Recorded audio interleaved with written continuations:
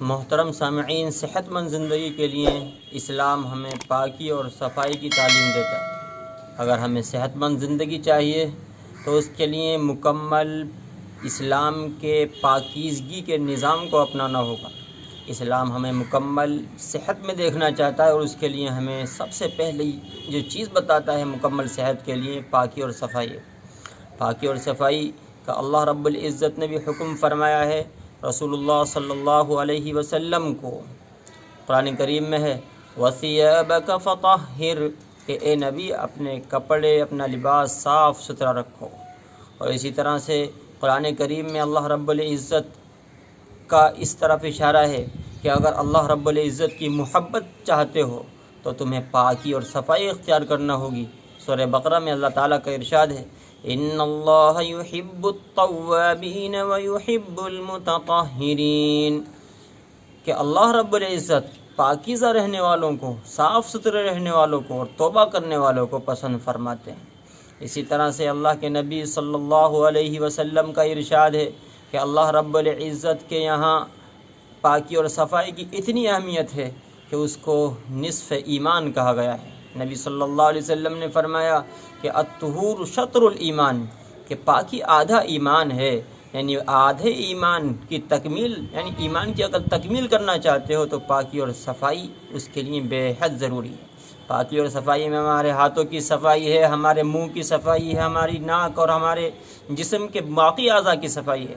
ہاتھوں کی صفائی کے بارے میں بھی رسول اللہ صلی اللہ علیہ وسلم نے مختلف موقعوں پر خاص طور سے حکم فرمایا۔ اسی طرح سے خاص طور سے کھانے سے پہلے اور کھانے کے بعد کے موقعوں پر رسول اللہ صلی اللہ علیہ وسلم نے حکم فرمایا کہ اس سے پہلے بھی اور اس کے بعد بھی ہاتھ دھوئیے۔ اور اسی طرح سے منہ کی صفائی کے لیے مسواک کا حکم فرمایا۔ اللہ کے رسول صلی اللہ علیہ وسلم خود بھی مسواک کی بڑی پابندی فرماتے تھے۔ سونے سے پہلے، جاگنے کے بعد، وضو سے پہلے، ہر نماز سے پہلے، گھر میں جاتے وقت، گھر سے آنے کے بعد، ہر وقت مسواک زیادہ سے زیادہ فرماتے تھے۔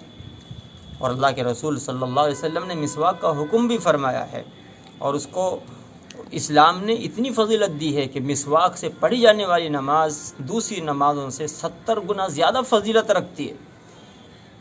مسواک کے بے شمار فائدے ہیں، روحانی بھی فائدے ہیں، طبی بھی فائدے ہیں۔ طبی فائدوں کے اندر ہماری صحت کا ایسے فائدے ہیں، ہمارے معدے کی مضبوطی ہوتی ہے، ہمارے گلوں کی بیماریوں سے حفاظت ہوتی ہے، منہ کی تمام بیماریوں سے مسواک کے ذریعے سے حفاظت ہو جاتی ہے، دانتوں کی صفائی، مسوڑوں کی مضبوطی، اسی طرح سے منہ کی صفائی، منہ کی بدبو کی دور ہونا، جسم کی صحت کے لیے ساری چیزیں ایسی ضروری ہیں کہ جو مسواک کے ذریعے سے یہ حاصل ہو سکتی ہے۔ اسی طرح سے ناک کی صفائی بھی ضروری ہے، جس ناک کے ذریعے سے ہمارے معدے کی طرف، ہمارے پیٹ کے اندر باہر کی آب و ہوا جاتی ہے۔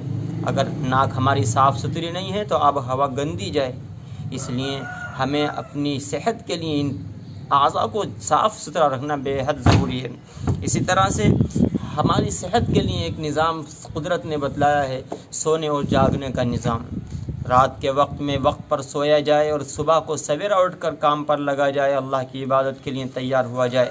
قرآن کریم میں اللہ تعالیٰ فرماتا ہے وَجَعَلْنَا اللَّيْلَ لِبَاسًا وَجَعَلْنَا النَّهَارَ مَعَاشًا کہ ہم نے رات کو لباس یعنی پردے کی چیز، آرام کی چیز بنایا ہے، اور دن کو ہم نے معاش کا ذریعہ بنایا ہے۔ آج ہم نے راتوں کو معاش کا ذریعہ، کام کا ذریعہ بنا لیا، اور دن کو سونے کا وقت بنا لیا، جس کی وجہ سے ہماری صحتوں پر اثر ہے، ہماری زندگی کے پورے نظام پر اثر ہے۔ رات کو سویرا سویا جائے، عشاء کے بعد میں جلدی سونے کی فکر کی جائے۔ ایک صحابی رضی اللہ تعالیٰ عنہ فرماتے ہیں کہ رسول اللہ صلی اللہ علیہ وسلم نے ہمیں رات کو عشاء کے بعد بات چیت کرنے پر ڈانٹا اور جھڑکا اور جلدی سونے کا حکم فرمایا۔ جلدی سوئیں گے تو صبح کو اٹھیں گے، سویرا اٹھیں گے، نماز کے لیے تیار ہوں گے، اپنے کاروبار تیار کریں گے۔ مسلمانوں کے بازار دیر سے کھلتے ہیں اور سوتے رہتے ہیں صبح کو، جس کی وجہ سے ہمارے بازار کی، ہمارے کاروبار کی برکتیں ختم ہو گئی، صحت پر اثر پڑتا ہے۔ ایک بڑے حکیم ہیں، وہ فرماتے ہیں، ان سے کسی نے عرض کیا کہ بڑی عمر کے ہیں اور اتنی عمر کے باوجود وہ مکمل صبح سے شام تک کا پورا نظام بڑی چستی اور پھرتی کے ساتھ کرتے ہیں۔ صبح سے شام تک مریضوں کو دیکھنا، اپنے گھر کے کام کاج میں اپنا وقت دینا، سارے کام کرنا، ان سے کسی نے پوچھ لیا کہ حضرت آپ کی صحت کا راز کیا ہے؟ فرمایا کہ میری صحت کا راز یہ ہے کہ میں شام کو سورج ڈوبنے کے 2.5 گھنٹے کے بعد سو جاتا ہوں اور صبح کو سورج نکلنے سے 2.5 گھنٹہ پہلے جاگ جاتا ہوں.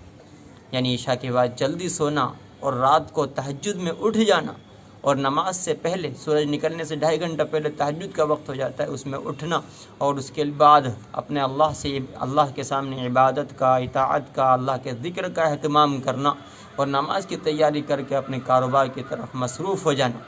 یہ اسلام کی تعلیمات ہیں اور انہی کے ذریعے سے ہماری صحتیں درست اور اچھی ہو سکتی ہیں. اسی کے اندر ہماری ورزش کا نظام ہے. قرآن کریم کے اندر اللہ کے نبی اللہ رب العزت فرماتا ہے وَأَعِدُّوا لَهُم مَّا اسْتَطَعْتُم مِّن قُوَّةٍ کہ تم جس طرح بھی جتنی بھی طاقت اور قوت حاصل کرنا سکتے ہو وہ حاصل کرو. اور قوت حاصل کرنے کے لیے مختلف پہلو ہیں. غذا کا اہتمام ہے اور ورزش کا بھی اسی کے اندر آتا ہے کہ ورزش کا اہتمام کیا جائے. اللہ کے نبی صلی اللہ علیہ وسلم نے ورزش والے کھیلوں، ورزش والے کاموں کی حوصلہ افزائی فرمائی ہے.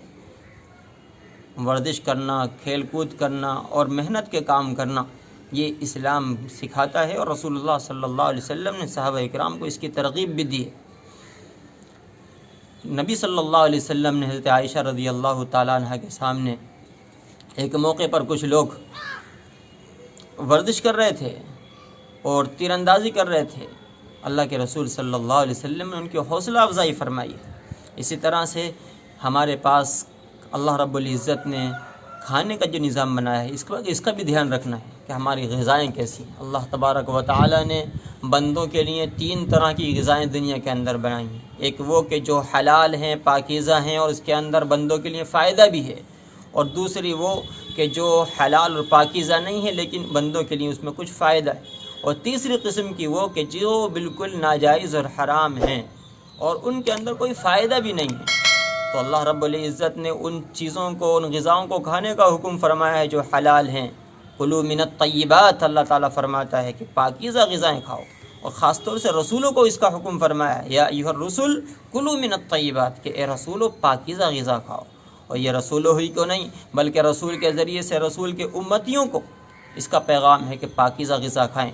اور اس میں بھی اللہ تعالیٰ نے فرمایا ولا تسرفوا کہ حد سے تجاوز نہ کرو. حضرت عبداللہ ابن عباس رضی اللہ تعالیٰ عنہ فرماتے کہ حد سے تجاوز کرنے کا مطلب یہ ہے کہ جو کھانا چاہو کھاؤ، جو پینا چاہو پیو، جو پہننا چاہو پہنو، لیکن اس میں حد سے تجاوز نہ کرو. شریعت کے اصول کی پابندی کرو. پیٹ سے زیادہ کھانا یا پھر اسراف کرنا، فضول خرچی کرنا، یہ فضول خرچی بھی ہے اور اس سے نقصانات بھی ہوتے ہیں. اللہ رب العزت نے ہم سب کو پاکیزہ غذائیں کھانے کا حکم فرمایا ہے. تو پہلی چیز پاکیزہ غذائیں جو مفید بھی ہیں، اور اسی طرح سے دوسری قسم کی وہ غذائیں ہیں جو مفید ہیں بظاہر لیکن وہ اللہ نے منع فرمایا ہے. منع کیوں فرمایا ہے؟ بظاہر ہمیں اس میں فائدہ نظر آتا ہے. منع اس لیے فرمایا کہ اس سے روح پر اثر پڑتا ہے، روح بیمار ہو جاتی ہے، اور روح کا بیمار ہونا جسم کے بیمار ہونے کی طرف دلالت کرتا ہے. اس کے بارے میں پہلے بھی بتایا گیا کہ روح اگر بیمار ہوتی ہے تو جسم اگرچہ صحیح ہو اس کے بعد بھی جسم کا صحیح ہونے کا کوئی فائدہ نہیں. کیوں؟ اس لیے کہ جسم کی توانائی، جسم کی طاقت آخرت کی تیاری کے لیے ہے، اور روح بیمار ہے تو آخرت کی تیاری نہیں ہو سکتی ہے. اس لیے ان چیزوں کا کھانا، ان چیزوں کا استعمال بھی منع ہے جو ہمیں بظاہر مفید معلوم ہوتی ہیں لیکن شریعت نے ان کو منع فرمایا ہے. اسی طرح سے تیسری قسم وہ کہ جو نقصان دہ ہیں، سراپا نقصان دہ ہیں، اور اللہ کے رسول نے، اللہ تبارک و تعالیٰ نے ان چیزوں کو حرام اور ناجائز قرار دیا ہے. ان سے تو ہر حال میں بچنا ہے.